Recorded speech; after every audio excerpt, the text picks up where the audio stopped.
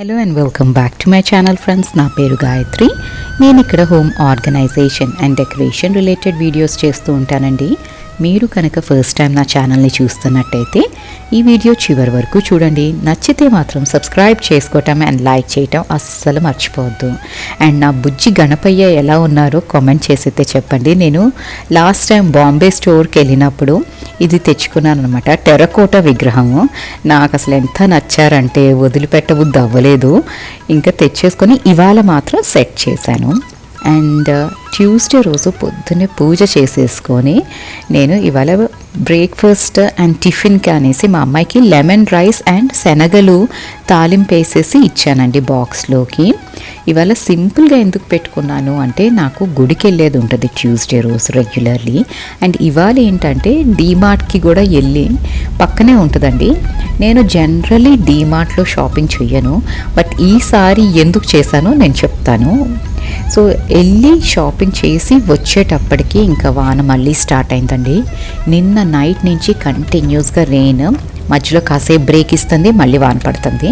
So ఆ వానలోనే వెళ్ళాము, పనులన్నీ ఫినిష్ చేసుకొని అయితే వచ్చేసాము. అండ్ ఇంటికి వచ్చి బట్టలన్నీ ఆరేసి కొంచెం సెట్ చేసుకుందాము అనేసరికి మళ్ళీ పెద్ద వాన పడుతుందండి. సో జల్లు కుట్టేసేసరికి బాల్కనీలో ఉంచడానికి లేదు. ఈ స్టాండ్ ఇంకా స్టాండ్ లోపలికి తెచ్చేసాను. ఇట్లాంటి స్టాండ్స్ మాత్రం వానాకాలం భలే హ్యాండీగా ఉన్నాయండి. ఎందుకంటే ఎప్పుడు వాన పడుతుందో తెలీదు. నిమిషానికి ఒకసారి బట్టలు ఆరేసి తీసి ఇట్లా విసుగొస్తూ ఉంటుంది కదా. సో ఇలాంటి స్టాండ్ ఏంటంటే మనం మొత్తం లోపలికి తెచ్చేసి పెట్టేసుకోవచ్చు. అండ్ ఏ రూమ్లో అయినా పెట్టుకోవచ్చు. ఫ్యాన్ వేసేసి బట్టలు కొంచెం ఆరిపోతూ ఉంటాయి. కొంచెం స్పేస్ చూసుకొని తెచ్చుకున్నాము అంటే మాత్రం భలే హ్యాండీగా ఉంది. ఇది నేను బిగ్ బజార్లో ఆల్మోస్ట్ 7-8 ఇయర్స్ అయితే అయిందండి. 2016లో కొన్నాను, కానీ చాలా స్టడీగా ఉంది అండ్ భలే హ్యాండీగా అయితే వస్తుంది. అండ్ ఇంకా ఇక్కడైతే టిష్యూ పేపర్స్ ఇవన్నీ చేంజ్ చేసుకునేది ఉంది, అయిపోయినాయి రూల్స్. అవి ఫిట్ చేసేసుకొని ఫస్ట్ లేయర్ ఎప్పుడైనా టిష్యూ పేపర్ది కిచెన్ రోల్స్ది భలే ఇరిటేటింగ్గా ఉంటుంది కదండి. అది స్టిక్ అయిపోయి రాదు దాన్ని చింపి. సో ఇది నేనే కట్ చేసుకుంటూ ఉంటాను. ఎందుకంటే మా అమ్మాయి లేదా మా వారు వాళ్ళు సడన్గా కిచెన్ రోల్ కావాలని లాగారనుకోండి, ఇది రాలేదు అంటూ ఆల్మోస్ట్ 4-5 టిష్యూ రోల్స్ అన్నీ తీసేస్తారనమాట. అందుకని ఎందుకు వచ్చిన గోల అనేసి నేనే కొంచెం కేర్ఫుల్గా కట్ చేసుకొని 1-2 రోల్స్ కొంచెం ఉంటాయి. అండ్ ఆ పేపర్స్ కూడా స్టోర్ చేసి పెట్టుకుంటాను. మనకి దోశ పెనం రబ్ చేసుకోవటానికో దేని మీదకో పనికి వస్తాయి కదండి. పడేను వాళ్ళు ఏం చేస్తారంటే ఇవి స్టిక్కీగా ఉన్నాయి అనేసి మొత్తం ఇట్లా తీసేస్తారనమాట. అందుకని వేస్ట్ అయిపోతుంది కదా అని ఇవి తీసి నేనే ఆర్గనైజ్ చేసేసుకొని పెట్టుకుంటాను. అండ్ డీమార్ట్కి వెళ్ళొచ్చాను అన్నాను కదండి. సో ఇక్కడైతే అన్ని టాయిలెటరీస్ తెచ్చుకున్నాను మోస్ట్లీ. సో అవన్నీ సెట్ చేయడానికి షెల్ఫ్ని ఫస్ట్ క్లీన్ చేసుకొని దాని తర్వాత టాయిలెటరీస్ అన్నీ పెట్టేస్తున్నాను. నేను నోటీస్ చేసింది ఏంటి అంటే ప్రైస్ టు ప్రైస్ కంపారిజన్ చేస్తే డీమార్ట్కి బిగ్ బాస్కెట్కి నాకు కొన్ని ప్రోడక్ట్స్ డీమార్ట్లో చాలా చీప్గా ఉన్నాయండి. లైక్ ఆలివ్ ఆయిల్ తీసుకుంటే మనకి ఆల్మోస్ట్ 200 డిఫరెన్స్ ఉంది ఆలివ్ ఆయిల్.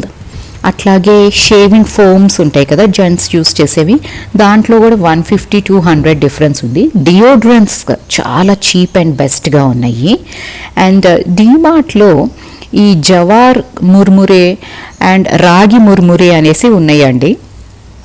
ఇవి తెచ్చుకున్నాను, కానీ వీటితో నేను పోహా చేద్దామని ట్రై చేస్తే మాత్రం దెబ్బ అయిపోయింది. ఇది భయంకరంగా సాగీగా అయిపోయింది. సో అర్థమైంది ఏంటి అంటే దీన్ని ఎక్కువ నీళ్ళలో నానబెట్టకూడదు. అంటే మన మరమరాలు కొంచెం వాటర్లో పోసి నానబెడతాం కదా, అలా పెట్టకూడదు. జస్ట్ అంతా మనం ఉప్మాకి కావాల్సిందంతా చేసేసుకొని పైన నుంచి ఒక్కసారి ఇట్లా వాటర్లో వేసి వెంటనే తీసేసి అప్పుడు ఉప్మా చేసుకోవాలని. అండ్ ఇక్కడేమో సోప్స్ ఇవన్నీ తెచ్చానండి. మోస్ట్లీ టాయిలెటరీస్ క్లీనింగ్ లోషన్స్ కానీ వెళ్ళాను. నాకైతే పెద్దగా తేడా అనిపించలేదండి. Cleaning lotions like Harpic, Lysol and ఈ సోప్స్లో కూడా నాకు పెద్దగా ప్రైస్ డిఫరెన్స్ అనిపించలేదు.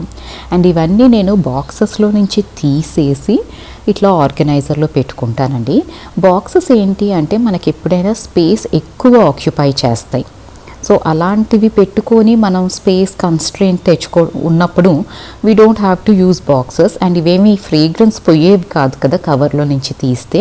They have a plastic foil లాంటిది ఒకటి ఉంది కదా, అందుకని బాక్సెస్ అన్నీ ఎంటీ చేసేస్తున్నాను.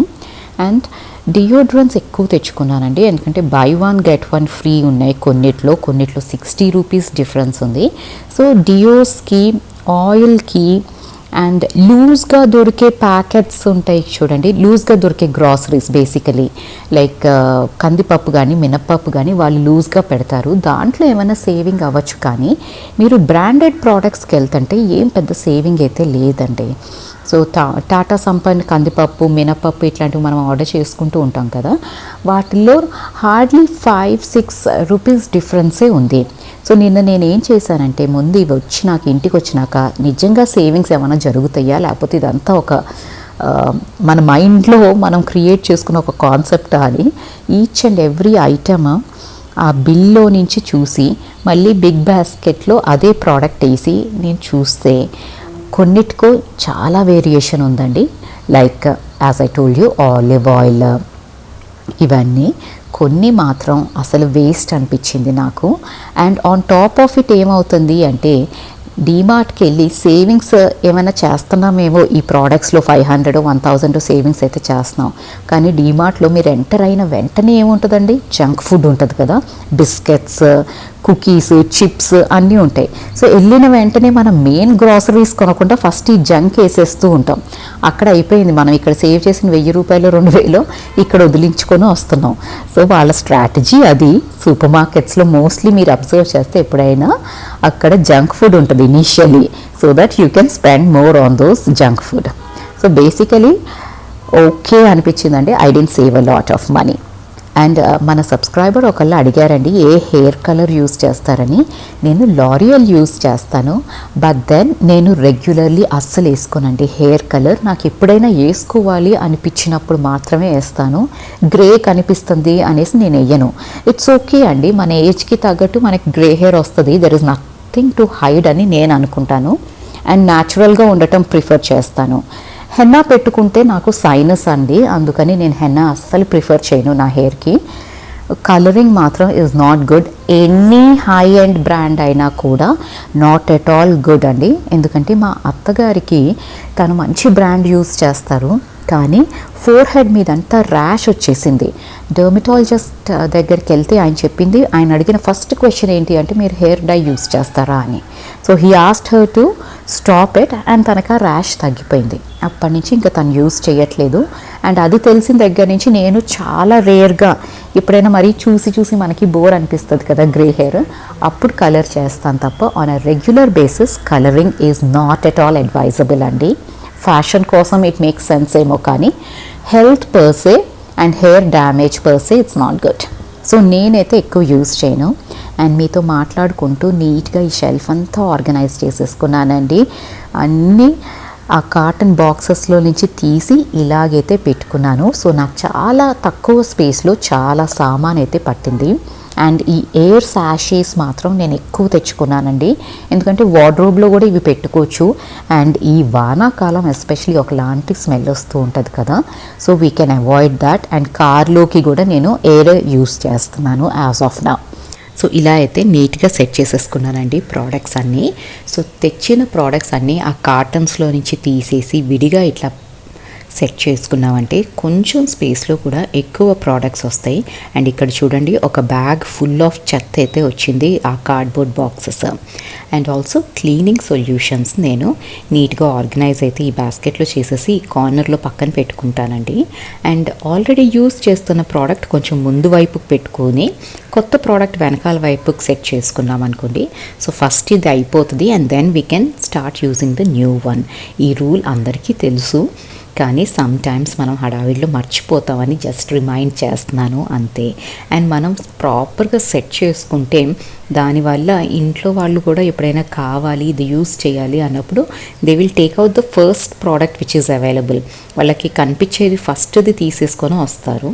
సో ఇలా అయితే ఆర్గనైజ్ చేసుకున్నాను. అండ్ లాస్ట్లో ఇవాళ ఒక చిన్న పని పెట్టుకున్నానండి. కిచెన్ షెల్ఫ్ నాకు ఎందుకో చూస్తుంటే చాలా చిరాగ్గా ఉంది. సో ఇవన్నీ తీసేసి ఇవాళ ఒక్కసారి పైన డస్టింగ్ వరకు చేసుకొని దాని తర్వాత ఇది సెట్ చేసేస్తాను.